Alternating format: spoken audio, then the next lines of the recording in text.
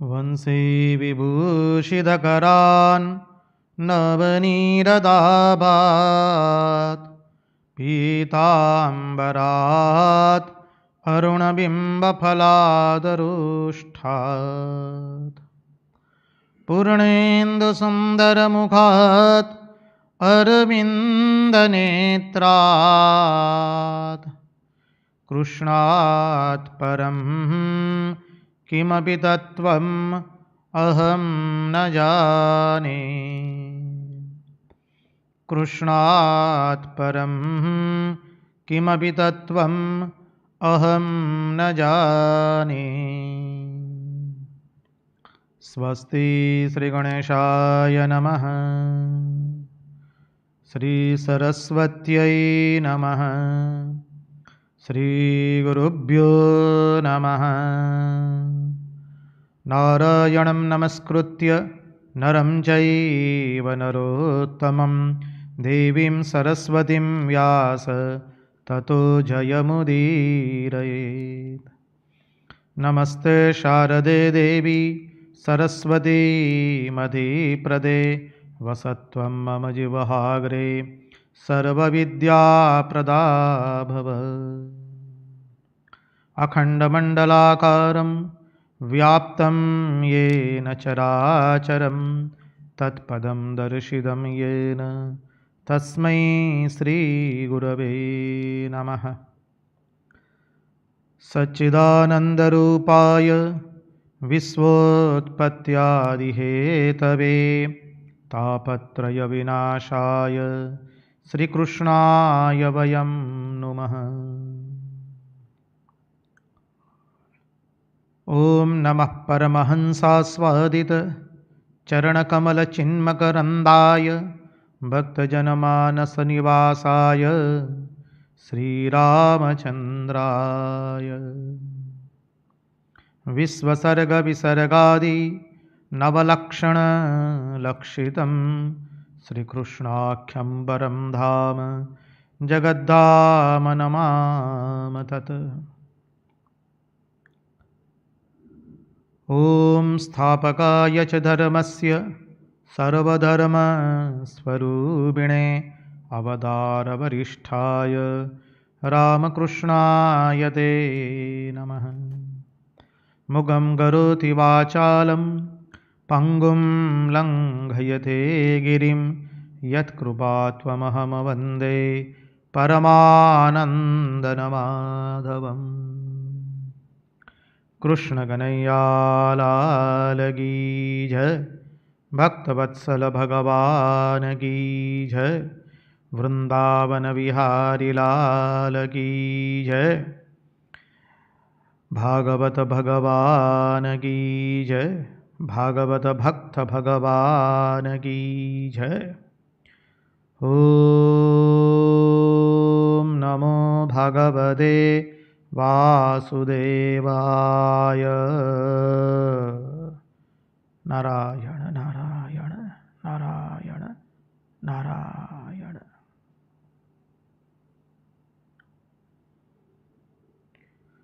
सर्वप्रथम हम पूज्यपाद स्वामी आदि भवानंद जी महाराज के चरणों में हमारे सश्रद्धेय प्रणाम निवेदित करते हैं।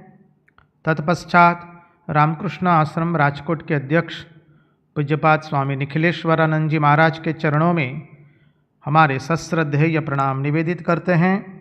उपस्थित पूज्यपाद शंकरेशानंद जी महाराज सह सभी सन्यासी महात्माओं एवं विरक्तों के चरणों में हम हमारे श्रद्धापूर्वक के प्रणाम निवेदित करते हैं।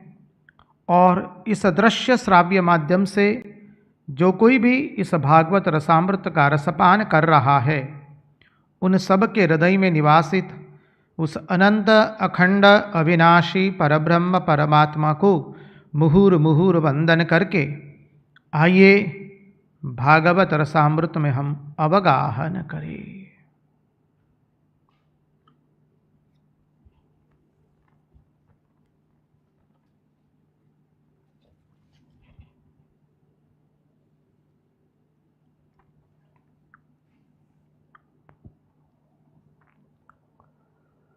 योऽन्तः प्रविश्य मम वाचमिमां प्रसुप्तां सञ्जीवयत्नखिलशक्तिधरस्वधाम्ना अन्यांश्च हस्तचरणश्रवणत्वगादीन् प्राणान्नमो भगवते पुरुषाय तुभ्यं।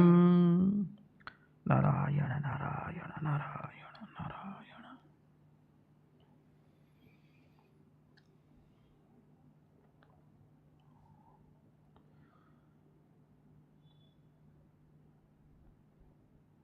तो आइए हम परमहंस शिरोमणि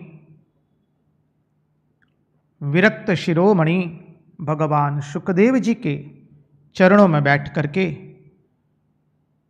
द्वारिका नगरी चले, जहाँ पर्यंक पर ब्राह्मण देवता लेटे हैं और भगवान श्री कृष्ण उस बुदेव ब्राह्मण की चरण वंदना कर रहे हैं।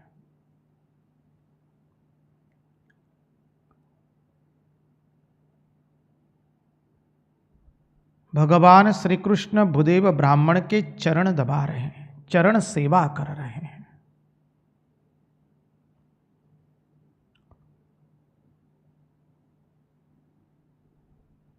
हमने रुक्मणी विवाह के अधिकतर श्लोक देख लिए, अभी अंतिम 2 श्लोक में प्रवेश कर रहे हैं। हम पहले भी बता चुके हैं, जब हमने रुक्मणी विवाह का प्रसंग लिया था तब हम सोचे थे 2-3 सत्संग में पूर्ण कर देंगे। भगवान की हरी इच्छा क्या है हम नहीं जानते हैं, हम उसमें प्रवेश होते गए,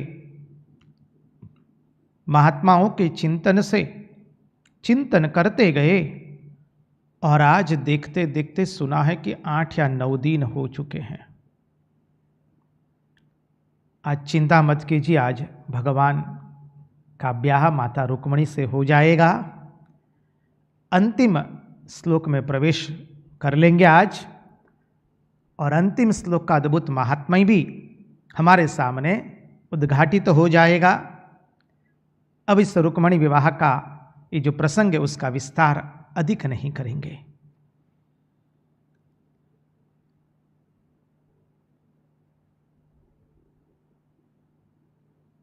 देखिए,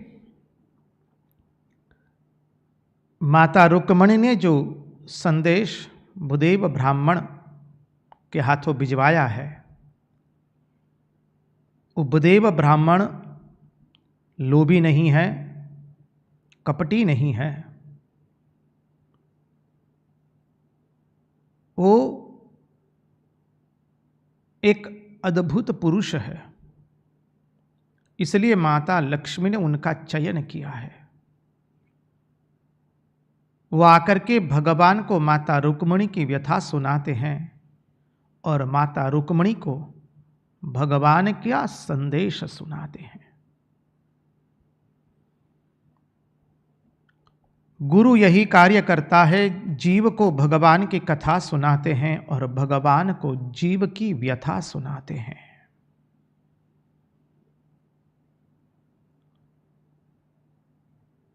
अब आगे के श्लोक में ब्राह्मण देवता कहते हैं, बुदेव ब्राह्मण, सुंदर श्लोक है। अंतःपुरान्तरचरिमनिहत्य बन्धुं स्वामुद्वहे कथमिति प्रवदाम्युपायम्। पुरोवैद्युरस्ति महती कुलदेवी यात्रा, यस्यां बहिर्नववधूर्गिरिजा मुपेयात्। बहिर्नववधूर्गिरिजा मुपेयात्।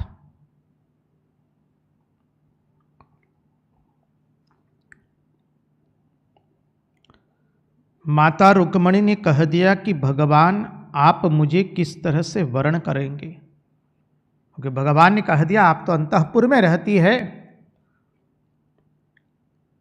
तो माता रुक्मणी कहती है, नाथ आप चिंता मत कीजिए, हमारे कुल की परंपरा है कि ब्याह से पहले जिसका ब्याह होने वाला होता है वह कन्या कुल देवी की पूजा करने के लिए जाती है। तो प्रभु, मैं कुल देवी की पूजा करने जाऊंगी। वहां से मां की पूजा करने के पश्चात जब मैं बाहर निकलूंगी, प्रभु, तब आप मेरा हरण कर लीजिए।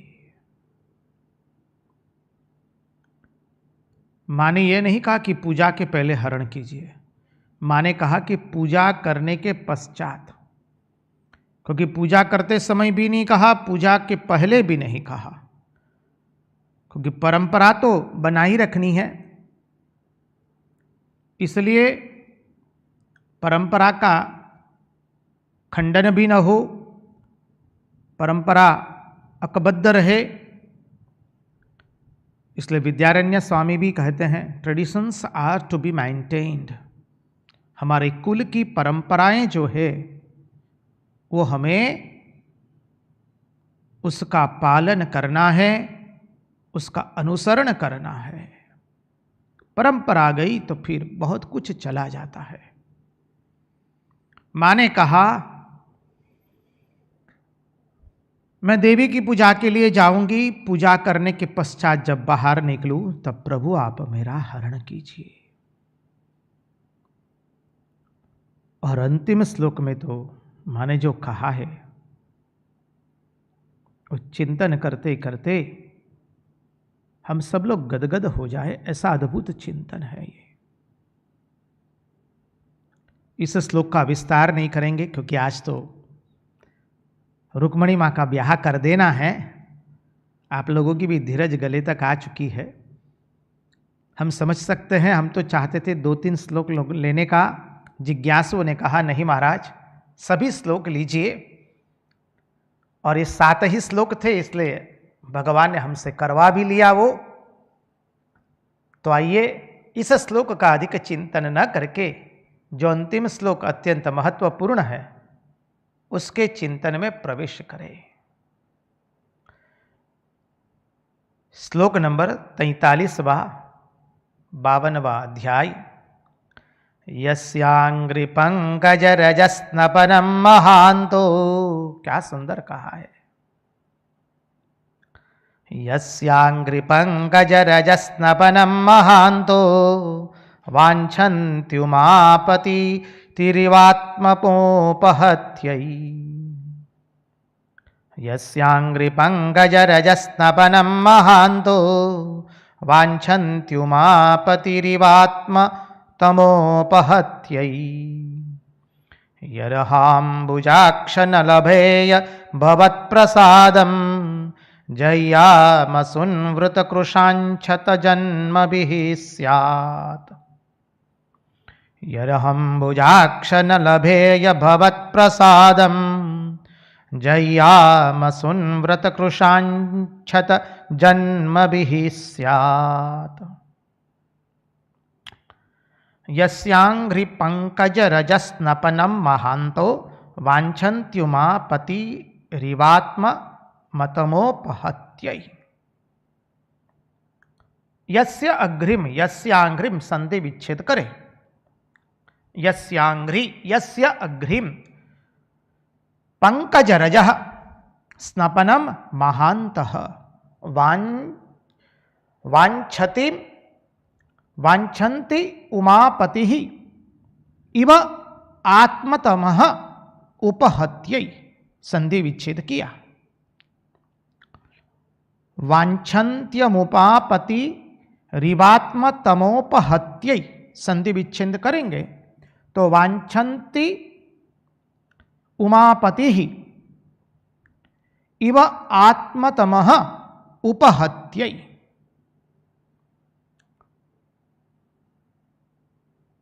अन्वय की दृष्टि से देखें तो यरहम बुजाक्ष न लभये, यरहि अंबुजाक्ष न लभेय भवत प्रसादम जहियाम असुन वृतकृशान छत असुन वृतकृशान शतजन्म भी स्यात्।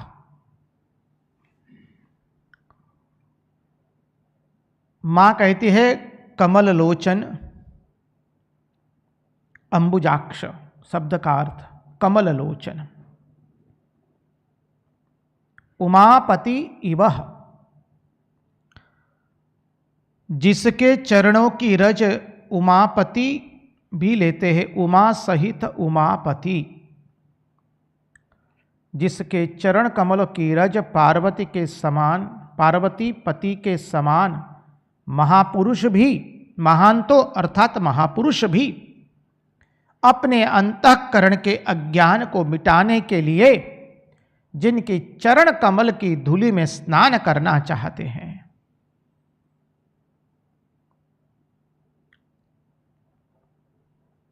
अब देखिए क्या सुंदर भाव प्रकट किया है यहां पर। पूरा श्लोक का अर्थ देखे तो देखिए कमल नयन, जैसे उमापति आत्मशुद्धि के लिए आपके चरणारविंद के रस में स्नान करना चाहते हैं, वैसे यदि आपका प्रसाद मुझे नहीं मिला तो मैं 1 जन्म में नहीं, 10 जन्म में नहीं, 100 जन्म में नहीं, सहस्र सहस्र जन्म में मैं अपने प्राण छोड़ती जाऊंगी और अंत में आपको वरण करके ही रहूंगी। क्या अद्भुत बात कही है मां ने। देखने का प्रयास करें, क्योंकि ये श्लोक तो हम छोड़ करके नहीं जा सकते, कितनी भी आपको जल्दी हो। इस श्लोक का अर्थ शब्द के साथ देखने का प्रयास करेंगे। क्या सुंदर महात्माओं ने अर्थ निकाले एक एक। देखिए महात्मा लोग कहते हैं, महात्मा लोग एवं उमापति मानी पार्वती के समान महापुरुष, पार्वती के पति के समान महापुरुष भी, पार्वती के पति भी और पार्वती के पति के समान महापुरुष भी जिनकी चरण रज में स्नान करना चाहते हैं। अब ये चरण रज में स्नान करना, उसका अर्थ क्या होता है? आप कहेंगे कि स्नान तो भाई जल से होता है, चरण रज से नहीं होता है। तो यहां तात्पर्य समझिए, चरण रज में स्नान करना वल्लभाधीश जी ने भी बहुत सुंदर अर्थ प्रकट किया है, वो भी देखेंगे। अन्य आचार्य ने जो अर्थ प्रकट किया है उसकी ओर भी थोड़ा दृष्टिपात करेंगे हम। अब देखिए, चरण से अधिक चरण रज की महिमा गिनी गई है और हम सब लोग जानते हैं व्रज रज, व्रज रज का अर्थ ही यह है, व्रज रज मानी ब्रह्म ही जहां पर रज बन करके आया है। हमने महारास के समय व्रज रज की महिमा में देखा था। व्रज रज अर्थात जहां ब्रह्म ही स्वयं रज बन करके आ गया है। तो व्रज रज लेना सभी लोग चाहते हैं। हमने देखा था ब्रह्मा जी भी भगवान की स्तुति करते हुए कहते हैं, प्रभु मैं तो गाय बछड़े बन नहीं सकता हूं, क्योंकि मैंने गाय बछड़ों का अपराध किया है, उनका अपहरण कर लिया। गोप बालक तो कतई नहीं बन सकता हूं, गोपी और गोपजन भी नहीं बन सकता हूं, क्योंकि मैंने उनकी संतानों का अपहरण कर लिया है। प्रभु अब मुझे कोई ब्रह्मा का पद नहीं चाहिए, अब मुझे द्यौलोक भी नहीं चाहिए, कोई कुछ नहीं चाहिए। मैं तो वृंदावन में व्रज रज बनना चाहता हूं। और वेदांत के ज्ञान के निपुण परम ज्ञानी ऐसे हमारे उद्धव जी भी भ्रमर गीत के पश्चात हमने देख लिया, भगवान से कहते हैं, प्रभु हमें अब और कोई आशा नहीं है, हमारी एक ही आशा है कि हमें ब्रजधाम के अंदर में लता पुष्प बना दीजिए, वृक्ष बना दीजिए, ताकि गोप गोपिकाएं व्रज रज में चलती है उनके चरण से जो धूल उड़ेगी वो हम पर गिरेगी, और जब वो धूल हम पर गिरेगी, चरण व्रज रज, उनके चरणों की रज और व्रज रज हम पर गिरेगी, तब हम धन्य धन्य हो जाएंगे। यही हमारी एकमात्र अभिलाषा है।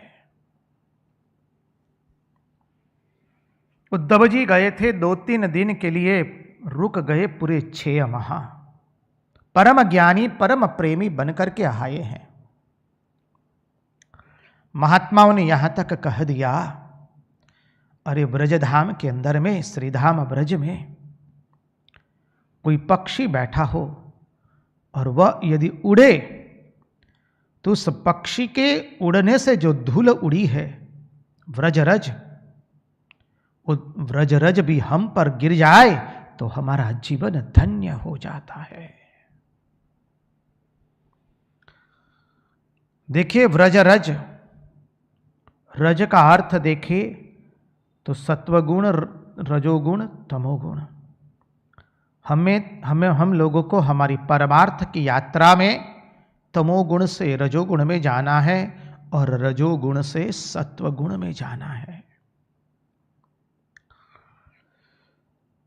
तो माता रुक्मणी कहते हैं कि उमापति महादेव भी जिनकी चरण रज लेते हैं, उमापति महादेव जी भी जिनकी चरण रज में स्नान करना चाहते हैं। अब उमापति महादेव जी तो गंगा जी में है, और गंगा जी निकली है भगवान के चरणों से। समझिए, अब जब भगवान के चरणों से गंगा जी निकली है तो उस गंगा जी के अंदर में तो रज भी तो है ना।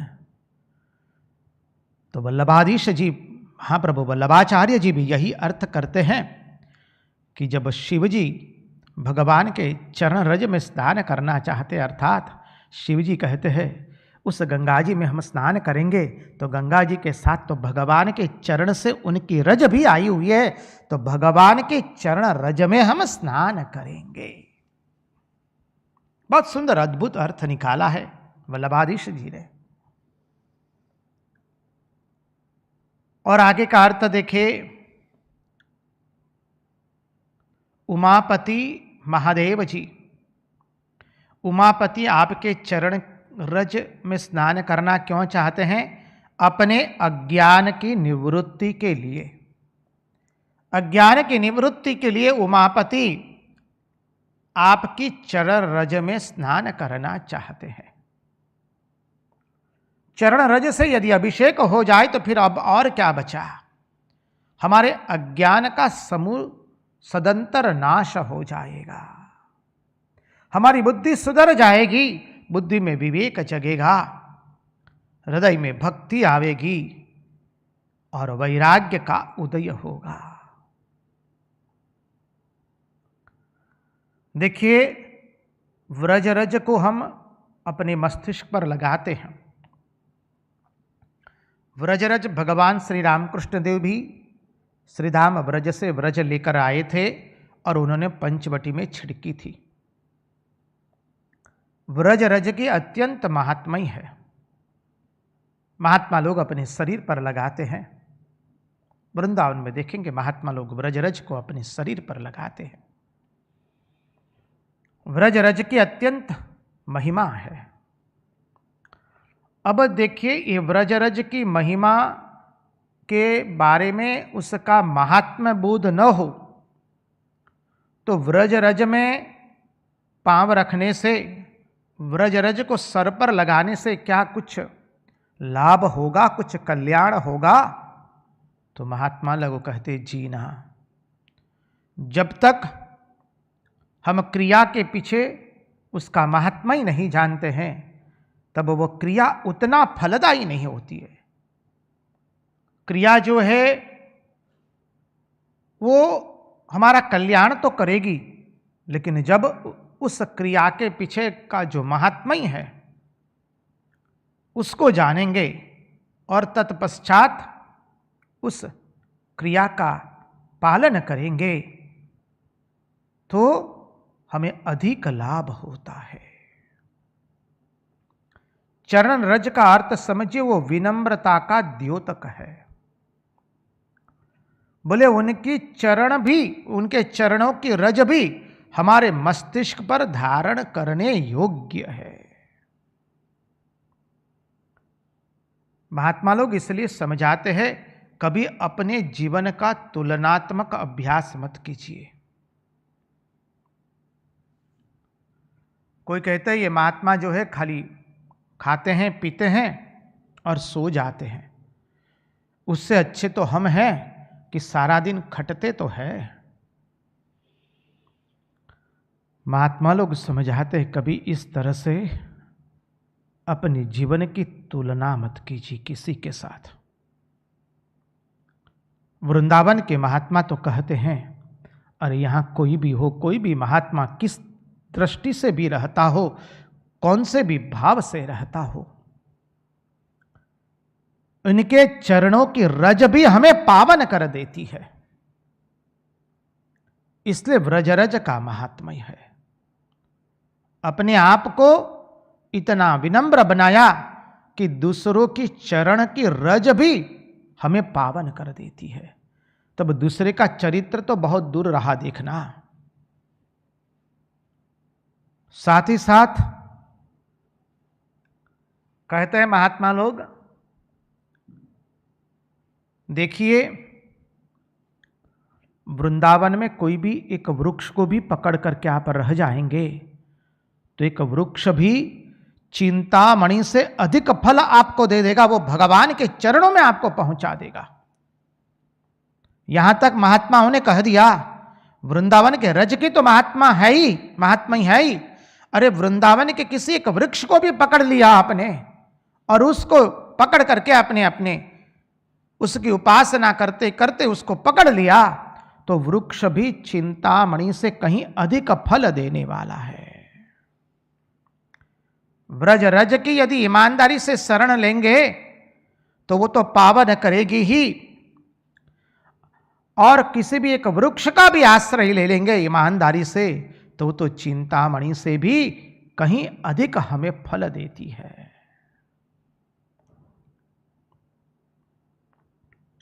यहां पर शिवजी का नाम नहीं लिया है, लिखा है उमापति। देखिए, यस्यांघ्रि पंकज रजः स्नपनम महांतो वांछन्त्य उमापति। शिवजी नहीं कहा है, उमापति कहा है। अब सब लोग जानते हैं अनेकों अर्थ है। मां का नाम उमा कैसे पड़ा? मां ने बहुत तपस्या की इसलिए का नाम पड़ा अपर्णा। पर्ण खा करके तपस्या की, अपर्णा नाम पड़ा। और इतनी तपस्या की कि अपने शरीर को पूर्ण रूप से सुखा दिया। तो जो भी देखता था वो कह उठता था ओ मां, इसलिए मां का नाम पड़ा उमा। जिनकी तपस्या को देखकर मुंह में से शब्द निकल जाए ओ मां करके, वह है उमा। देखिए, इतनी तपस्या के बाद जब शंकर जी ने उनका स्वीकार किया है, महादेव जी ने इतनी तपस्या करने के बाद शंकर जी ने जिनका पानी ग्रहण किया है, ऐसे भगवान शंकर भी आपकी चरण रज चाहते हैं। भगवान इतनी तपस्या करने के बाद शिव जी ने जिनका पानी ग्रहण किया, वो अपनी भार्या अर्धांगिनी सहित, उमापति का दोनों अर्थ लेना है, शिवजी एवं उमा एवं शिवजी, वो आपके चरणों की रज चाहते हैं। पंकज, पंकज का नाम अर्थात कमल, अंबुजाक्ष उसका नाम भी कमल है। पंकज, पंकजायते इति पंकज, पंकजायते उगे छे कमड़ पंकमा तदपि देव शीरे चढ़े। गुजराती में सुभाषित जो है, तो पंकजायते इति पंकज, पंक अर्थात कीचड़। अब कीचड़ का बिल्कुल महात्मा ही नहीं है। कीचड़ क्या कोई कीमत नहीं गिनी गई है। कीचड़ तो ऐसा है कि एक बार उसमें घुस गए तो फिर धीरे धीरे उसके गर्त में आप घुस जाएंगे, उसमें फंस जाएंगे, वहां से आप बाहर निकल नहीं पाएंगे। तो ऐसे कीचड़ के अंदर में ये कमल खिलता है, निकलता है। देखिए ये कमल जो है सूर्य से विकसित होता है और उस कमल में जल नहीं होने पर वही कमल सूर्य से मुरझा भी जाता है, सूख भी जाता है। तो उसकी वृद्धि और उसका हास सूर्य से ही होता है। कीचड़ पवित्र नहीं है। कीचड़ में तो घुसने से भीतर ही और भीतर घुसते जाएंगे हम। अर्थात विषम परिस्थितियों में भी जो अपनी सौरभ को प्रकाशित करता है, अपने तेज को जो प्रकाशित करता है, पंकज का अर्थ समझिए, जो विषम परिस्थितियों में भी अपनी सौरभ को प्रकाशित करता है, चरित्र रूपी सौरभ को, गुण रूपी सौरभ को, लीला रूपी सौरभ को प्रकाशित करता है, अपने तेज को जो प्रकाशित करता है वह है पंकज।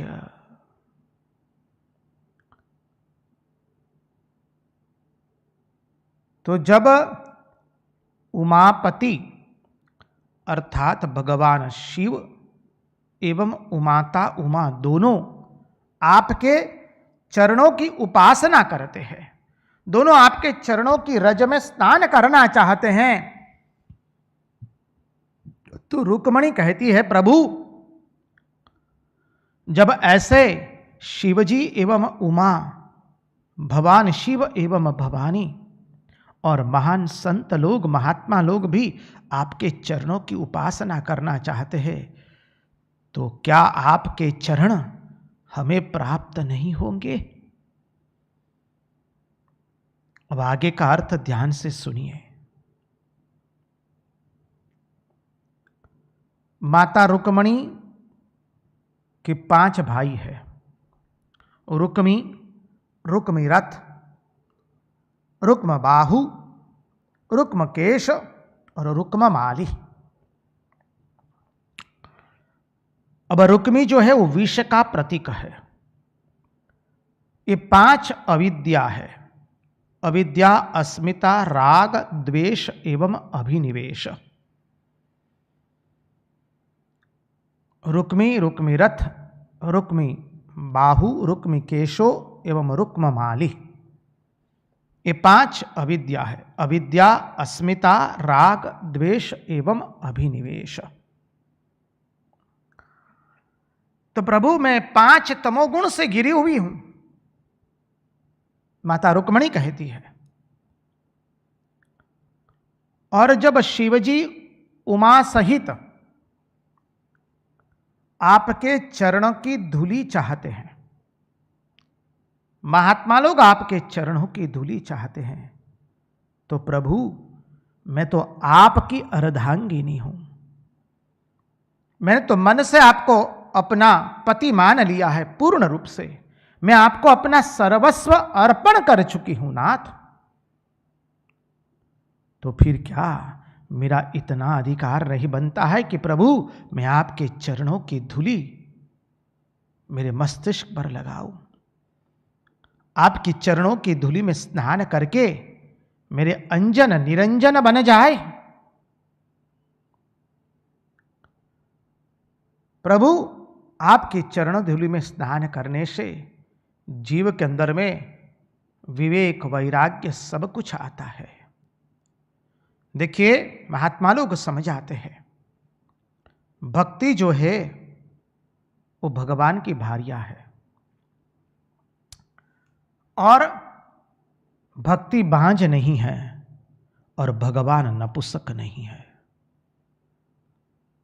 तो भक्ति जब भगवान से ब्याह करती है तो उनके 2 पुत्र होते हैं। यहां 9 मास तक अपेक्षा नहीं करनी पड़ती है, तुरंत दो पुत्र प्राप्त हो जाते, और वो क्या है?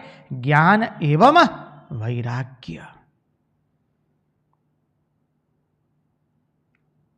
तो जब जीवन में भक्ति आती है तो ज्ञान वैराग्य अपने आप ही आते हैं। इसलिए माता रुक्मिणी कहती है, पुनः पुनः उस पंक्ति का हम चिंतन करें कि जब माता उमा एवं शिवजी आपके चरणों की उपासना करते हैं,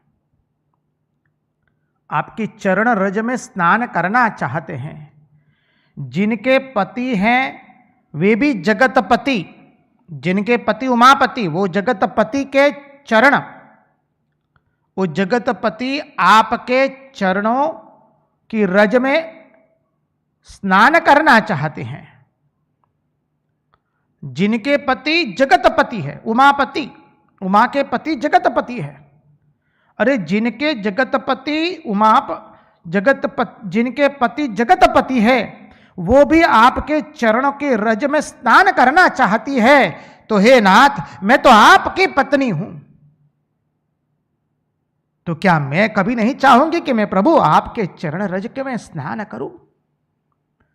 तो क्या आपकी पत्नी के नाते मेरा इतना अधिकार नहीं बनता है कि मैं आपके चरण धूलि मेरे मस्तिष्क पर लगाऊं?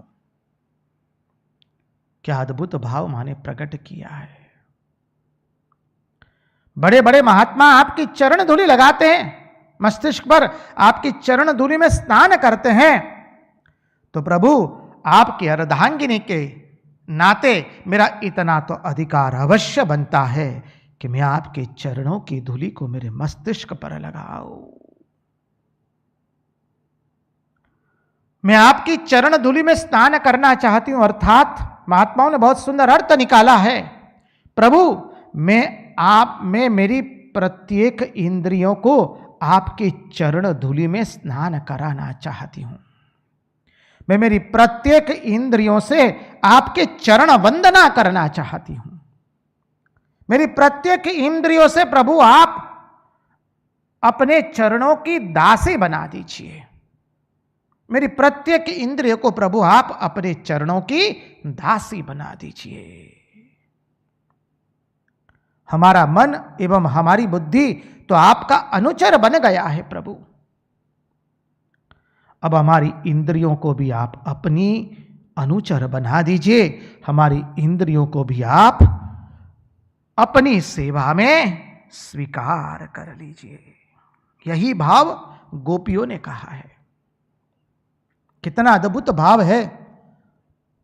हमारे नेत्र केवल आपके दर्शन करें, हमारे कर्ण केवल आपकी कथा सुने, हमारे चर्म केवल आपका स्पर्श करना चाहे, हमारे नासिका केवल कृष्ण गंध का घ्राण ले, हमारी जिह्वा केवल श्री कृष्ण का अधरामृत पान करना चाहे, हमारे हस्त केवल श्री कृष्ण कार्य में श्री कृष्ण के उद्देश्य पूर्ति के लिए कार्य करे, हमारे चरण जहां जहां श्री कृष्ण बसे हैं उन्हीं के पास जाए, हमारे मुंह से केवल कृष्ण नाम निकलता रहे। यह चरण रज की महात्म्य। यस्यांग्रि पंकज रजस्नपनम महांतो वाञ्छन्त्युमापतिरिवात्मतमोपहत्यै यरहाम्बुजाक्ष न लभेय भवत्प्रसादम्। अंबुजाक्ष अर्थ समझने का प्रयास करें। अंबुजाक्ष कमल के नेत्र है प्रभु, आपके नेत्र कमल के हैं प्रभु। आपके जब अंबुजाक्ष है तो माता रुक्मिणी कहती है प्रभु मेरे नेत्र भी अंबुजाक्ष ही है। कैसे मेरे नेत्र अंबुजाक्ष है? प्रभु कमल कहाँ रहता है? जल के बीच में, कादा कीचड़ के बीच में। प्रभु मैं यहाँ प्रपंच में आसक्त लोग ऐसे कादा कीचड़ से घिरी हुई हूँ, इस जगत से घिरी हुई, प्रपंच से घिरी हुई वो कादा कीचड़ है। अब उसमें हमारे नेत्र अंबुजाक्ष कैसे है? तो देखिए, कमल जल में होता है और हमारे नेत्रों से भी सतत जल निकल रहा है। कैसे जल निकल रहा है? हमारे नेत्रों से सतत अविरत अश्रु निकल रहे। आपके विरह के अंदर में हमारे नेत्रों से सतत अश्रु बह रहे हैं। इसलिए हे नाथ, हमारे नेत्र भी अंबुजाक्ष है। रुक्मणी मात की जय। क्या अद्भुत अर्थ निकाला है। मां ने कहा कि प्रभु मेरे नेत्र भी अंबुजाक्ष है, क्योंकि मेरे नेत्रों में भी श्री कृष्ण के विरह में मेरे नेत्रों से अविरत अश्रुधारा बह रही है। इसलिए प्रभु मेरे नेत्र भी अंबुजाक्ष है। मेघ ऋतु के अंदर में वर्षा होती है। मेघ ऋतु की वर्षा तो केवल 4 महीनों के लिए होती है। प्रभु मेरे नेत्रों के अंदर में से आपके विरह में जो वर्षा हो रही है अश्रुओं की, वो तो अविरत हो रही है। अंबुजाक्ष का अर्थ समझिए। तो यरहंबुजाक्ष न लभेय भवत् प्रसादम जह्यामसुन्वृत कृशांछत जन्म भी स्यात्।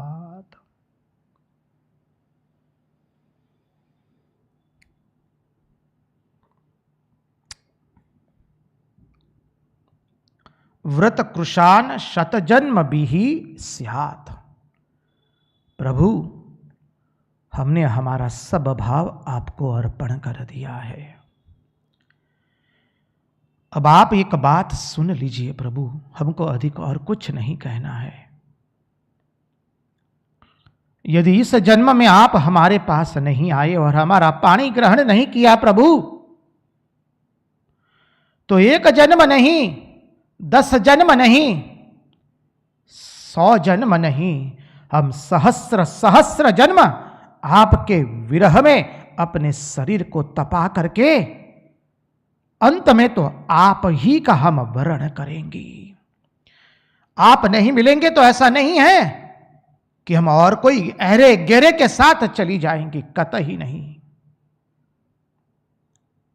माता रुक्मणी कहती है कि हम और किसी के साथ कोई हमारे शरीर को स्पर्श तक नहीं कर सकता है। 1 नहीं, 10 नहीं, 100 नहीं, सहस्र सहस्र जन्म हम आपके लिए तपस्या करके अपने जीवन को सुखा देंगे और अंत में तो लेकिन आपका ही वर्ण करके रहेंगे।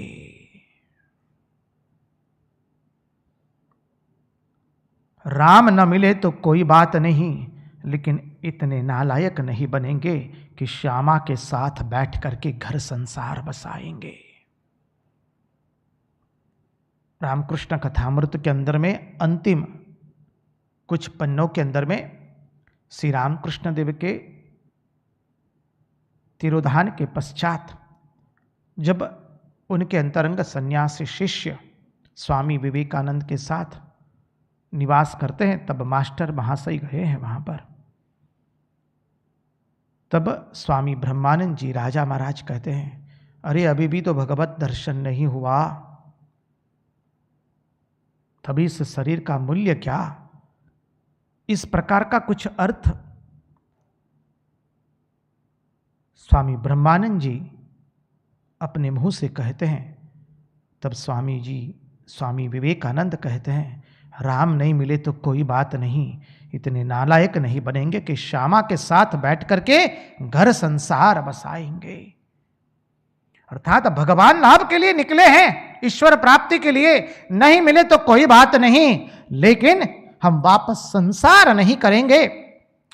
यहां पर माता रुक्मणी भी यही कहती है, प्रभु हमने हमारा सब भाव आपको अर्पण कर दिया। प्रभु आप नहीं आएंगे तो कोई बात नहीं, यदि हमारा पानी ग्रहण नहीं करेंगे तो कोई बात नहीं प्रभु, लेकिन हम इस संसार को कभी किसी व्यक्ति को हमारे शरीर का स्पर्श तक नहीं करने देंगी। आपके विरह में हम तपस्या करके अपने शरीर का पतन कर देंगी। मां ने कहा, देखिए मैं अपने शरीर को न्यौछावर कर दिया है, मैंने पूर्ण शरणागति ले ली है आपके चरणार बिंद में, और आप नहीं आएंगे तो मैं इस शरीर को नष्ट कर दूंगी। कैसे नष्ट करूंगी? आत्महत्या करके नहीं, तपस्या करके करके मैं नष्ट कर दूंगी, खत्म कर दूंगी मेरे शरीर को। आत्महत्या तो पाप है, और तपस्या करके आपके विरह में इस शरीर को मैं खत्म करूंगी, वो तो साधना है। तो माता रुक्मणी कहती है, प्रभु मैंने मेरा सर्वस्व अर्पण कर दिया, अब फिर भी आप नहीं आते हैं, मेरा पानी ग्रहण नहीं करते हैं। तब प्रभु मैं तपस्या करके करके एक नहीं, 100 नहीं, सहस्र जन्म व्यतीत कर दूंगी, लेकिन पानी ग्रहण तो मैं आप ही का करूंगी, आप ही के साथ होगा मेरा पानी ग्रहण, मैं आप ही के साथ ब्याह करूंगी। बुदेव ब्राह्मण ने यह संदेश सुना दिया और भगवान को कहा कि प्रभु अब आपको जैसा उचित लगे आप सोच समझ करके निर्णय करें। भगवान भी यह संदेश सुनते हैं। उस संदेश को आप पत्र के रूप में लेना चाहे तो पत्र, संदेश के रूप में लेना चाहे तो संदेश। अब भगवान ब्राह्मण देवता को भी जैसे दुल्हा अपनी बात करता है, वर अपने मन की बात करता है, वैसे श्री कृष्ण भी ब्राह्मण देवता को कहते हैं, जानते हैं उनके लक्षण देख करके मुझे भी उनसे ब्याह करने की इच्छा हो है, मैं भी उन्हीं से ब्याह करना चाहता हूं। उनके रूप, गुण, सौंदर्य, शील को देख करके, उनके भाव को देख करके, उनके इस संदेश को सुन करके।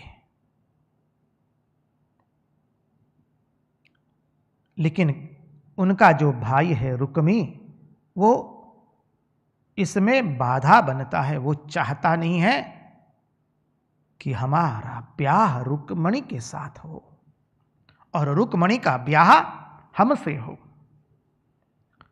अब देखिए यहां पर बहुत सुंदर बात, घटना घटती है। भगवान ने जब कहा कि हम भी उनसे ब्याह करना चाहते हैं, और ब्याह का नक्षत्र तो परसों ही है, तब ब्राह्मण देवता ने कहा कि प्रभु अब देर किस बात की, जब आपने भी मन बना लिया है तो चलिए प्रस्थान करते हैं विदर्भ देश की ओर, द्वारिका से। भगवान ने अपने सारथी को बुलाया, 4 घोड़ों वाला रथ जोड़ा है, भगवान अपने रथ में आरूढ़ हुए हैं और ब्राह्मण देवता को साथ में लेकर अपने रथ में आरूढ़ हुए हैं भगवान। और भगवान किसी को बताए बिना ही इतना त्वरित हो गए, भगवान इतने व्याकुल हो गए रुक्मणी मां का संदेश सुन करके। यही तो गुरु करते हैं, गुरु जीव का संदेश भगवान को सुनाते हैं और तत्पश्चात भगवान को लेकर के जीव के पास आते हैं। हनुमान जी महाराज ने यही कार्य किया, राम जी को लेकर के, राम जी एवं लखन जी को लेकर के आ गए भगवान सुग्रीव के पास, भगवान को लेकर सुग्रीव के पास आ गए। सुग्रीव जीव है, हनुमान जी गुरु है, ज्ञानी नाम अग्रगण्य, गुरु गोविंद दोनों खड़े काके लागू पाए, बलिहारी गुरु आपकी गोविंद दियो दिखाई। तो गुरु तो वह है जो भगवान को लेकर के आए। भगवान ने अपना रथ जोड़ा है, रथ में ब्राह्मण देवता को बिठाया और द्रुत वेग से रथ को विदर्भ देश की ओर चालित कर दिया। अपने सारथी को कहा, दारुक को कहा, रथ चलो द्रुत गति से विदर्भ देश की ओर ले चलो। कुंडिक नगर में अब जब भगवान उस नगर में आ गए, अब बलभद्र जी ने देखा कि श्री कृष्ण किसी को बिना बताए विदर्भ देश चले गए हैं। निश्चित वहां पर तो शिशुपाल, शाल्व, ये सब असुर अपनी सेनाओं को लेकर आए हैं रुक्मणी से ब्याह करने के लिए। दाऊद राजा ने अपनी योग विद्या से देख लिया कि श्री कृष्ण विदर्भ देश पहुंचे हैं। तब दाऊद दादा से भी नहीं रहा गया। दाऊद दादा ने भी एक अक्षौहिणी सेना लेकर के दाऊद दादा ने भी द्रुत वेग से विदर्भ देश की ओर प्रस्थान कर दिया। और इधर शिशुपाल जो है विदर्भ नगरी में आ पहुंचा, विदर्भ देश में आ पहुंचा है। भीष्मक ने, राजा भीष्मक ने शिशुपाल का सुंदर स्वागत किया है, उनको और उनकी सेना को ठहरने की भिन्न भिन्न व्यवस्था की है।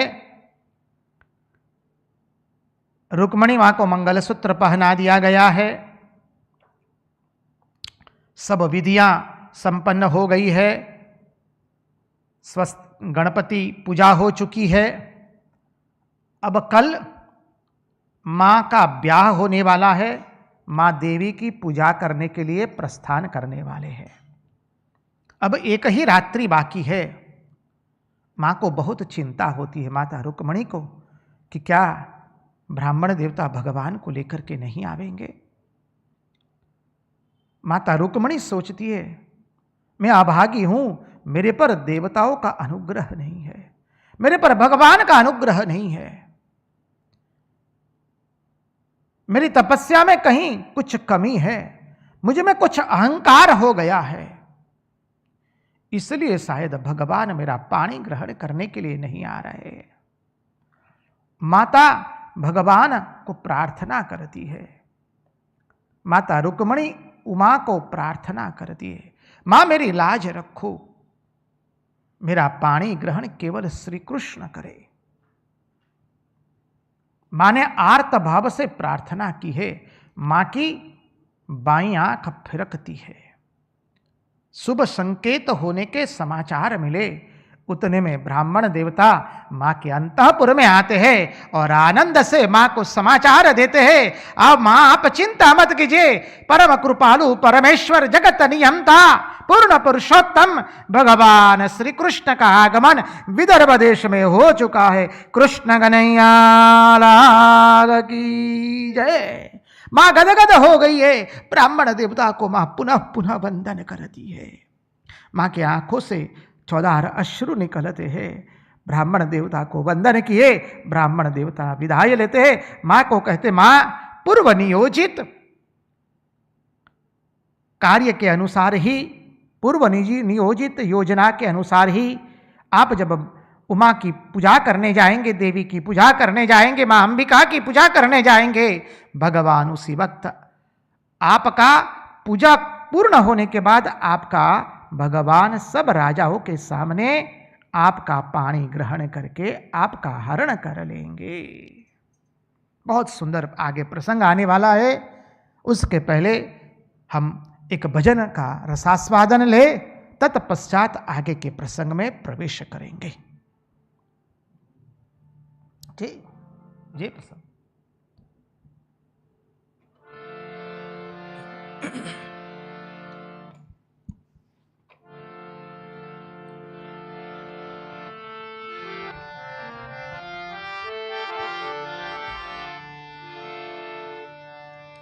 रंग रंग पांडुरंग रंग विठला, रंग रंग पांडुरंग रंग विठला, रंग रंग पांडुरंग रंग विठला, रंग रंग पांडुरंग रंग विठला, रंग विठला, रंग विठला।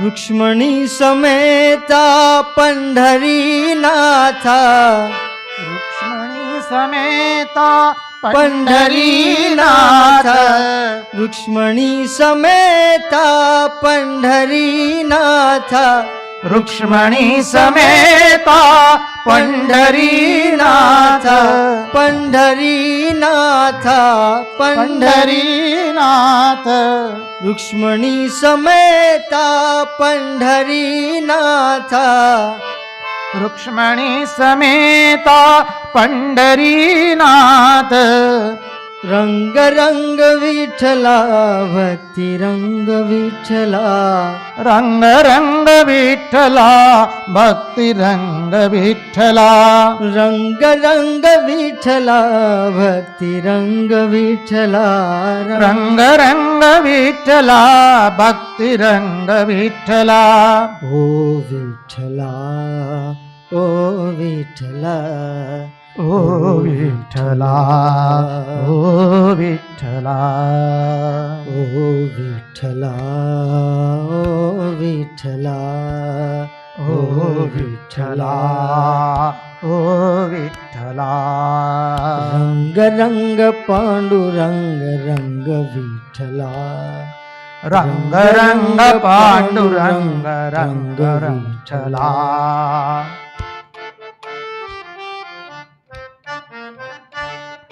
रंग रंग पांडुरंग रंग विठला बोलो रंग रंग पांडुरंग रंग रंग विठ्ठला रंग विठला हो रंग विठ्ठला विठला हो रंग विठ्ठला रुक्ष्मणी समेता पंढरीनाथा रुक्ष्मणी समेता पंढरीनाथ रुक्ष्मणी समेता पंढरीनाथ रुक्ष्मणी समेता पंढरीनाथ पंढरीनाथ पंढरीनाथ रुक्ष्मणी समेता पंढरीनाथ रुक्ष्मणी समेता पंढरीनाथ पंढरीनाथ पंढरीनाथ रंग रंग विठला भक्ति रंग विठला रंग रंग विठ्ठला भक्ती रंग विठ्ठला रंग रंग विठला भक्ति रंग विठला रंग रंग विठ्ठला भक्ती रंग विठ्ठला ओ विठला ओ विठला ओ विठला ओ विठला रंग रंग पांडुरंग रंग विठ्ठला रंग रंग पांडुरंग रंग विठ्ठला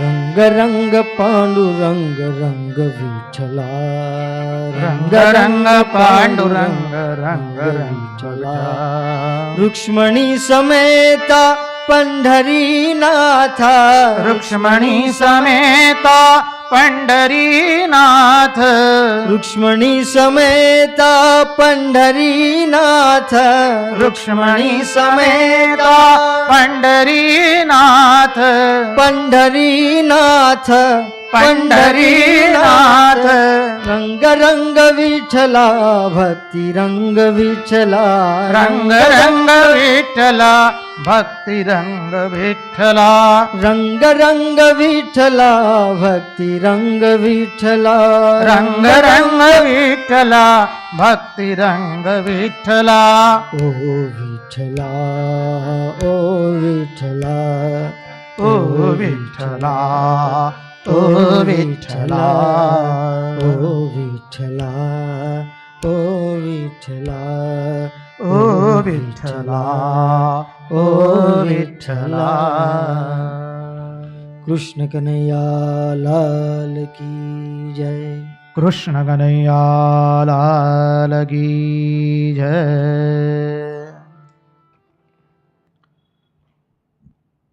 तो आइए चले, अब भगवान तो हमारे विदर्भ देश में कुंडिनपुर में आ चुके हैं। विदर्भ देश की राजधानी है कुंडिनपुर। भगवान कुंडिनपुर में आ पहुंचे हैं।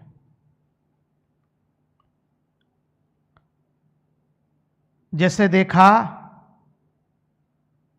माता रुक्मिणी को सब विधियां करवाई गई है, वैसे ही शिशुपाल के वहाँ भी सब विधि हो चुकी है। शिशुपाल अपनी सेना को लेकर के जरासंध, शाल्व एवं अन्यान्य असुरों के साथ कुंडिनपुर पहुंच गया है। हर्षित है कि मेरा रुक्मिणी से ब्याह होने वाला है। अब जब भगवान पहुंच गए कुंडिनपुर तो भीष्मक राजा ने भगवान का स्वागत किया है। स्वागत करके उनका सत्कार करके उनके रहने की व्यवस्था कर दी गई है। बलभद्र जी की भी व्यवस्था की गई है। बलभद्र जी को पता चला श्री कृष्ण देखिए इतने त्वरित हो गए, द्रुत गति से निकल गए। भगवान जब जीव का प्रेम देखते हैं, जीव की उत्कंठा देखते तो भगवान और कुछ करते नहीं, किसी को कुछ कहे बिना भगवान निकल गए हैं। दाऊ जी समझ गए कि वहां तो जरासंध, शाल्व, शिशुपाल इत्यादि असुर आए हैं अपनी सेनाओं को लेकर के, कुछ अमंगल होने वाला है। ऐसा सोचकर दाऊ जी भी एक अक्षौहिणी सेना लेकर कुंडिनपुर पहुंच गए हैं विदर्भ देश में। अब देखिए रुक्मिणी जी के बड़े भाई, माता रुक्मिणी के बड़े भाई रुक्मी को पता चला श्री कृष्ण आ चुके हैं, इसलिए रुक्मी ने अपनी सूरी सेना को और सबको, अपने सैनिकों को जो माता रुक्मिणी की रक्षा में नियोजित किए गए थे, सबको कह चुके हैं कि मेरी बहन श्री कृष्ण से प्रेम करती है, इसलिए आप लोग सावधान रहिए। श्री कृष्ण का आगमन हो चुका है, वो कोई कुछ गड़बड़ न होने पाए। सब सैनिकों को सावधान कर दिया है। अब भीष्मक पक्ष वाले सोच रहे हैं कि श्री कृष्ण को तो आमंत्रण दिया नहीं है, हमने तो आमंत्रण नहीं दिया है, वो कैसे आए। तो भीष्मक के पक्ष वाले सोचने लगे शिशुपाल तो मौसेरा भाई है, इसलिए शायद उनके पक्ष से श्री कृष्ण को आमंत्रण होगा, इसलिए श्री कृष्ण आए हैं। और शिशुपाल सोच रहा है कि हमने तो श्री कृष्ण को आमंत्रण नहीं दिया है, शायद ये भीष्मक के पक्ष से आमंत्रण गया होगा, इसलिए श्री कृष्ण आए हैं। अभी इतनी सारी लोग आए हैं, इतनी सारी व्यवस्थाएं हैं, अब इतना कौन तब सोचेगा। भगवान तो आमंत्रण के बिना ही पहुंच गए हैं। समझिए, भगवान तो मन देखते हैं, तन देखते नहीं है। भगवान अब विदर्भ देश में कुंडिनपुर में पहुंच गए तो समग्र कुंडिनपुर वासी भगवान के दर्शन के लिए आए हैं। और जब भगवान के दर्शन करते हैं तब सभी नर नारी कुंडिनपुर वासी एक स्वर से कहते हैं, हमारी रुक्मिणी जी इन्हीं की पत्नी होने योग्य है, हमारी रुक्मिणी जी इन्हीं की पत्नी होनी चाहिए। ये अनवद्यात्मा ही रुक्मिणी के लिए समुचित पति है, शब्द प्रयोग किया गया है। ये अनवद्यात्मा ही रुक्मिणी के लिए समुचित पति है। अब देखिए इधर द्वारिकावासियों की अवस्था देखिए जरा। द्वारिकावासी भी बहुत चिंतित थे, क्योंकि श्री कृष्ण उनकी अनेक बाधाओं से, विपत्तियों से उनकी रक्षा करते हैं। द्वारिकावासियों में भी चिंता लगी है। अब जो हमारा रक्षक होता है, हमारा प्रेमी होता है, उनके प्रति तो चिंता रहती ही है। द्वारिकावासी चिंता कर रहे थे, हमारे श्री कृष्ण का ब्याह कैसे होगा, क्योंकि जितने राजा लोग थे अधिकांश सब राजाएं श्री कृष्ण के विरोधी हो चुके थे, श्री कृष्ण के दुश्मन हो चुके थे, क्योंकि सब असुरों से मिले हुए थे और भगवान ने सबको परास्त किया था। जरासंध तो शक्तिशाली राजा था उस वक्त, और शक्तिशाली जो राजा होता है उसी के आश्रय में अन्य छोटे राजा भी उन्हीं के आश्रय में हो जाते हैं। तो वैसे ही सब राजा लोग श्री कृष्ण के दुश्मन बन चुके थे। द्वारिकावासी सोच रहे थे कौन ऐसा राजा होगा जो हमारे श्री कृष्ण को उनकी कन्या देगा। सब लोग द्वारिकावासी मां देवी की स्तुति कर रहे थे, प्रार्थना कर रहे थे कि हमारे श्री कृष्ण का ब्याह हो जाए। समझिए, यहां पर कुंडिनपुर में चले आइए। अभी कुंडिनपुर के वासी जब भगवान को देखते हैं श्री कृष्ण को, तो उन्होंने कह दिया ये अनवद्यात्मा ही रुक्मणी के लिए समुचित पति है।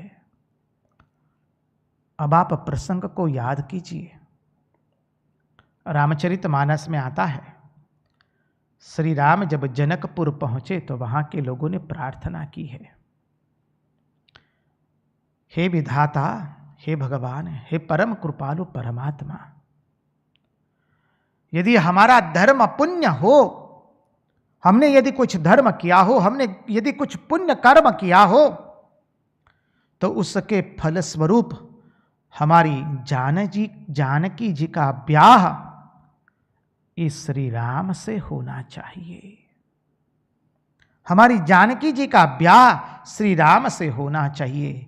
इसी तरह आज इस कुंडिनपुर के वासी भगवान को प्रार्थना करते हैं, शिव जी को प्रार्थना करते हैं, मां अंबिका को प्रार्थना करते हैं और कहते हैं, हे भवानी,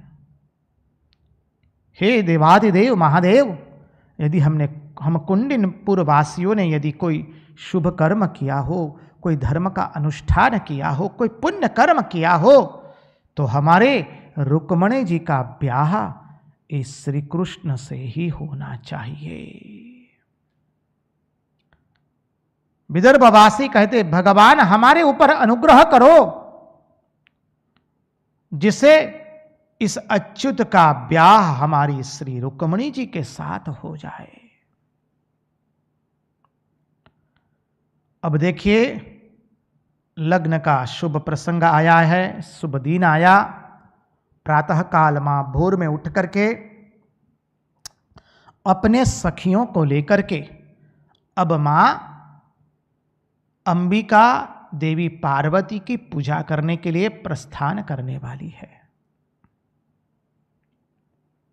आगे पीछे महान बलशाली सैनिक है, मां अपने सखियों के साथ है, उनके कुल की परंपरा है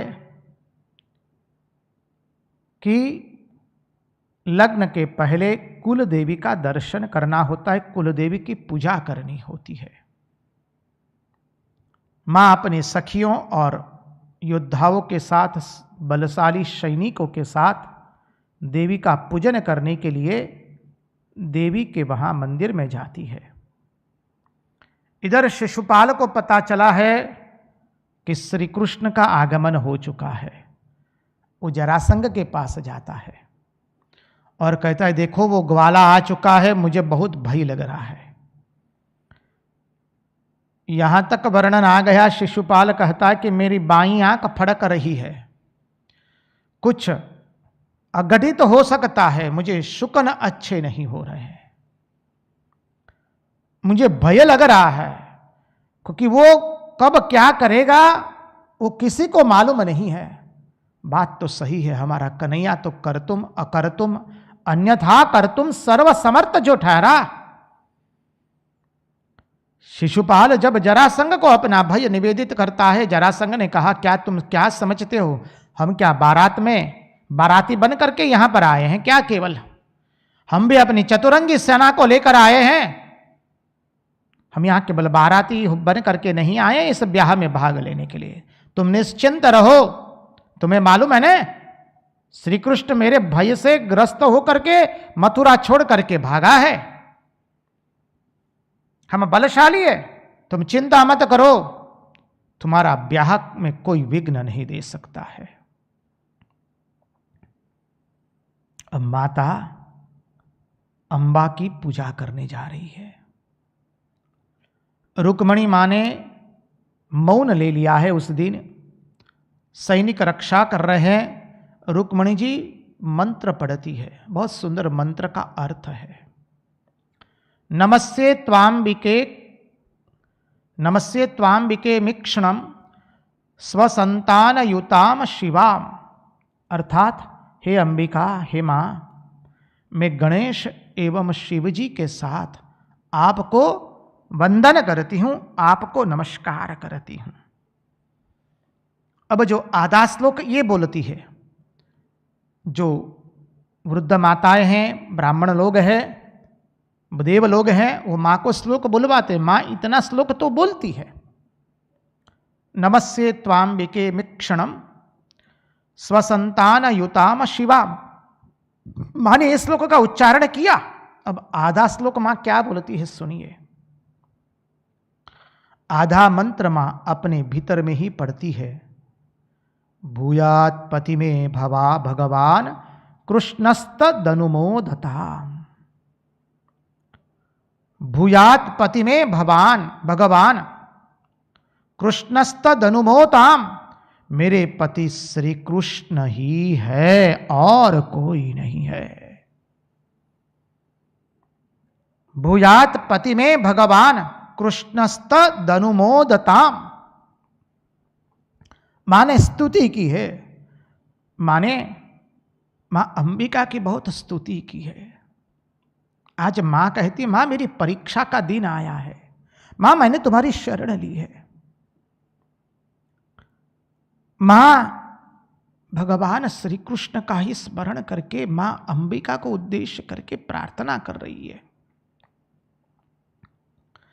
प्रभु अब तो मेरी नौका पार लगा दीजिए।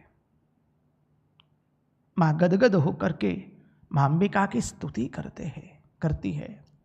मां ने अंबिका की पूजा पूर्ण की है। मां अंबिका की पूजा करके बाहर निकले हैं। सब शिशुपाल, जरासंग, शाल्व, सब राजाएं आ चुके हैं वहां पर मां का दर्शन करने के लिए। अब ये सब कामी राजाएं रुक्मणी का दर्शन करने के लिए आए थे। अब मां चाहती नहीं है कि एक कामी राजाओं की नजर मेरी तरफ जाए, इसलिए जब मां मंदिर में से पूजा करके बाहर निकलती है, मां ने अपना तेज प्रकट किया है। अद्भुत। मां के तेज से सब अंजित हो चुके हैं। मां का सौंदर्य देख करके सब ऐसे अंजित हो चुके, सबके मुंह से आह निकल गया। अरे आह क्या निकला है। जो सैनिक घोड़े पर सवार थे, हाथी पर सवार थे, योद्धा लोग, वो सब हाथी और घोड़े पर से टप टप करके नीचे गिरने लगे। सब राजाओं के आंख के अंदर में ज्योति ने प्रवेश कर लिया, उनकी आंखें अंज गई। क्या हुआ, कुछ हुआ, किसी को कुछ पता नहीं चला है। मां तुरंत भगवान के पास आते देखते हैं, भगवान श्री कृष्ण रथ लेकर के माता रुक्मणी जी के पास आकर खड़े हैं। भगवान ने अपना हाथ लंबा दिया है। कृष्ण कन्हैया लाल की जय, द्वारिकाधीश की जय। भगवान ने अपना हाथ हस्त बढ़ाया है। भगवान कहते हो, जीव मैं पहले अपना हस्त बढ़ाता हूं, अब तुम अपना हस्त बढ़ा दो। मां ने जब भगवान का दर्शन किया, मां गदगदित हो गई है। मां ने लज्जा से अपना मस्तिष्क झुका दिया है। हजारों जन्म से जैसे ब्रह्म संबंध विच्छेद हुआ था, आज वो ब्रह्म संबंध पुनः स्थापित होने जा रहा है। जन्मों जन्मांतर से माता लक्ष्मी देवी भगवान नारायण की रही है। नमामि नारायण पाद पंकजम, करोमि नारायण पूजनम सदा, वदामि नारायण नाम निर्मलम स्मरामि नारायण तत्त्वमव्ययम्। भगवान ने अपना हाथ लंबाया, रुक्मणी माँ ने भगवान का हाथ पकड़ लिया। बोलो द्वारिकाधीश की जय। माँ का पानी ग्रहण हो गया, माँ की अनंत अभिलाषा पूर्ण हुई। देवताओं ने जैसे पुष्प वृष्टि की है, नादे दुंदुभी नादे बजने लगी। मां ने भगवान का हाथ पकड़ लिया। बोलो द्वारिकाधीश माता रुक्मणी की जय। दुंदुभी नादे बजने लगी, देवताओं ने पुष्प वृष्टि की, सब राजा अंजित हो गए।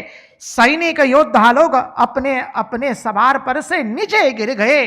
भगवान ने माता रुक्मणी को अपने रथ में आरूढ़ करवाया है। क्या सुंदर दृश्य है, आप चिंतन कीजिए इस दृश्य का।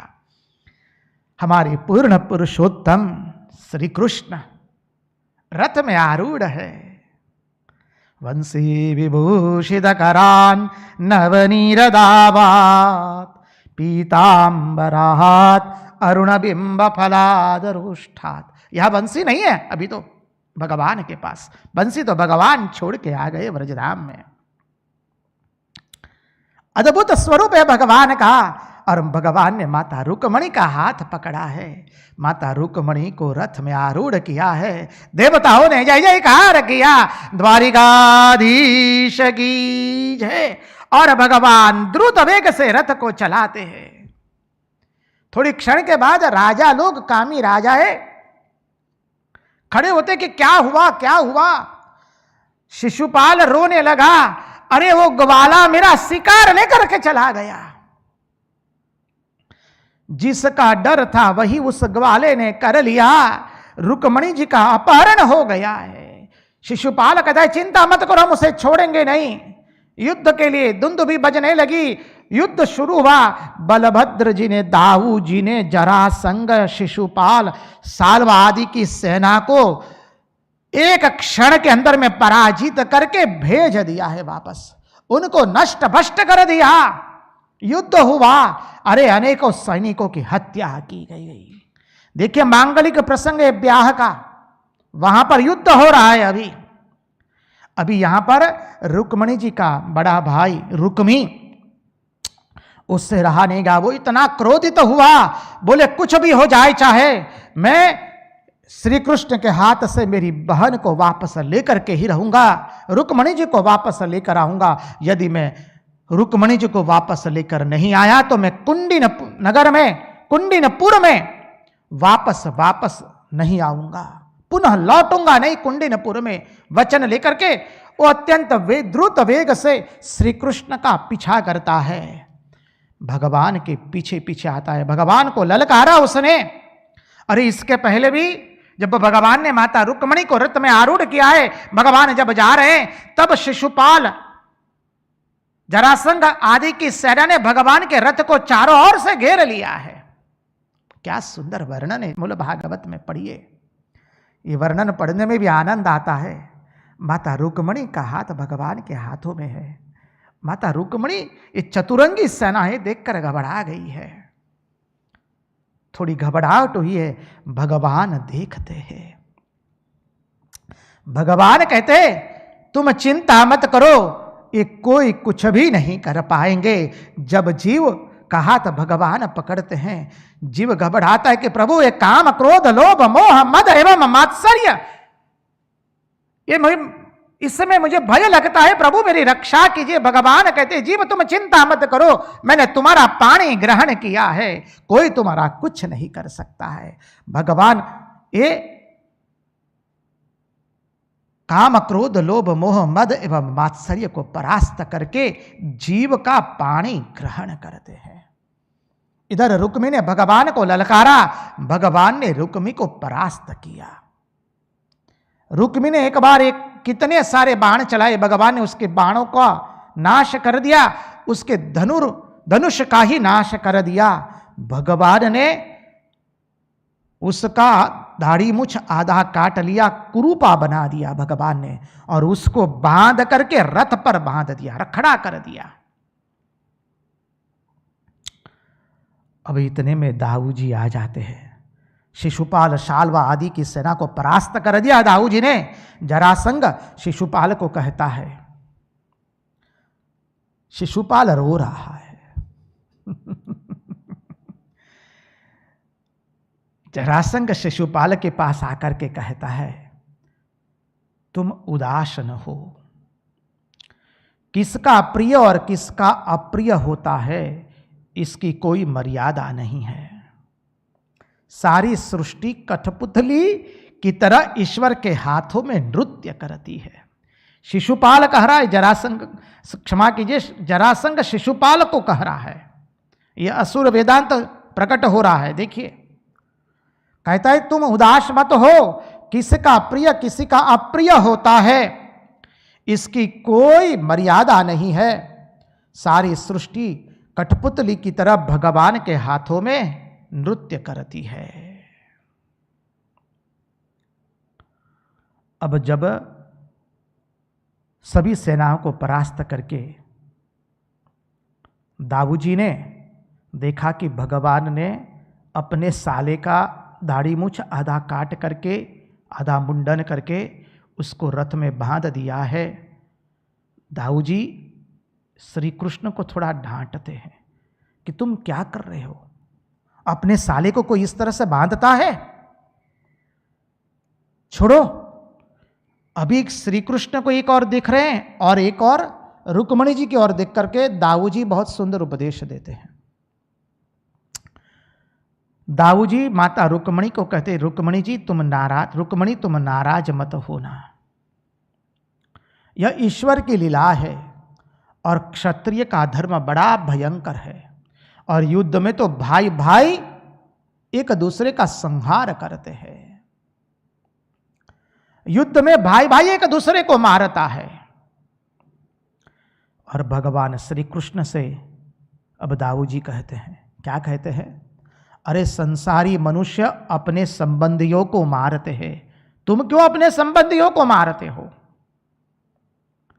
अब रुक्मणी जी को कहते दाऊ जी, देखो रुक्मणी, अपना पराया कोई नहीं है, सब आत्मा है, सब आत्मवत है, सबके अंदर आत्मा एक ही है। विचार करने पर पता चलता है कि खाली बाहर का चोला अलग है। विचार न होने से हम देह को ही आत्मा मान करके उससे आसक्त हो जाते हैं। ये दाऊ जी माता रुक्मणी को कह रहे हैं कि विचार न होने से ही देह में आत्मा बुद्धि हो जाती है, उसे से संसार होता है। जन्मादि और विकार, जन्म आदि विकार होते हैं। जायते अस्ति वर्धते विपरिणमते अपक्ष्यते नश्यति। विचार न होने से हम देह को ही आत्मा मान बैठते हैं और उसमें जन्मादि विकार उत्पन्न होते हैं। आत्मा के अंदर में ये कोई विकार नहीं है। रुक्मी को छोड़ दिया। अब रुक्मी का ऐसा अपमान हुआ। रुक्मी ने तो कहा था मैं कुंडिनपुर पुनः लौटूंगा नहीं, तो उसने कुंडिनपुर तो वो लौटा नहीं, उसने भोजकट नाम के नगर का निर्माण किया और वहीं पर वह रहने लगा। दाऊ जी माता रुक्मणी जी को लेकर के द्वारिका के अंदर में पधारे हैं और सब द्वारिका वासियों ने भगवान श्री कृष्ण एवं रुक्मणी जी का भव्य स्वागत किया है।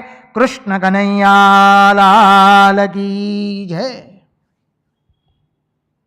अब समझिए, समुद्र जो है वो विष्मक है। थोड़ा तत्वार्थ देख लेते हैं, बाकी का तत्वार्थ कल देखेंगे।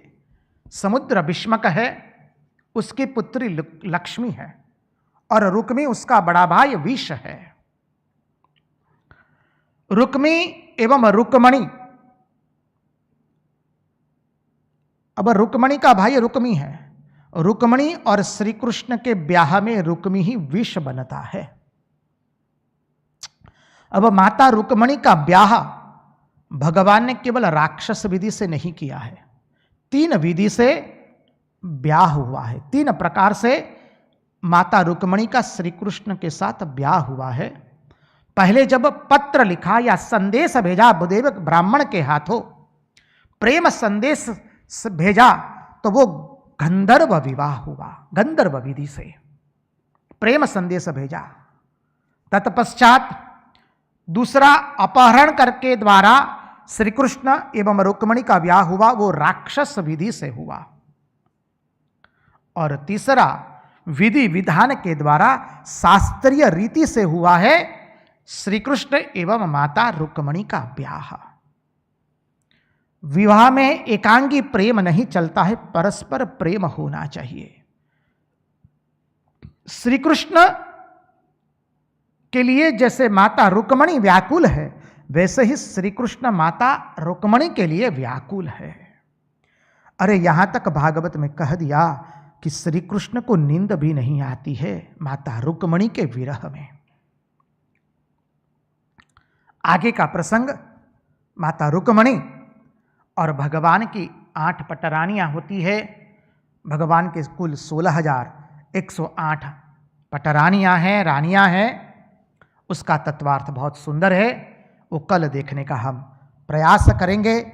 आज उन्हीं की वाणी उन्हीं के चरणों में समर्पित करते हुए, भगवान के चरणों में प्रार्थना करते हुए कि प्रभु हमारे मन की मति गति और रति आपके चरणों में रत रहे, इसी प्रार्थना के साथ कृष्ण कन्हैया लाल की जय, भक्तवत्सल भगवान की जय, वृंदावन बिहारी लाल की जय, भागवत भगवान की जय, सब संतन की जय, सब भक्तन की जय।